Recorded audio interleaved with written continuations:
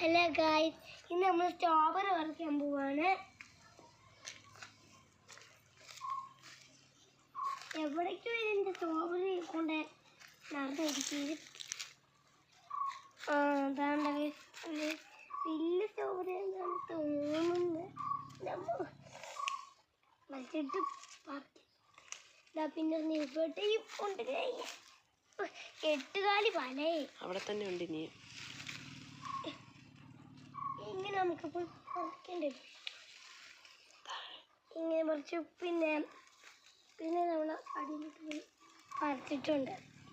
തന്നെ നമുക്ക് കിട്ടിയത് ആകെ ഇത്രയും സ്ട്രോബെറീസാണ്. ഒരെണ്ണം വലിയതാണ്, കണ്ടോ, ഇത്രയുള്ളതൊക്കെ ഉണ്ട്. അന്നേരം നമുക്ക് ഇത് കഴുകിയിട്ട് തിന്നാം. അന്നേരം നമ്മൾ കഴുകിയിട്ടുണ്ട്. ഇനി നമുക്ക് പാത്രത്തിലോട്ടിടാം.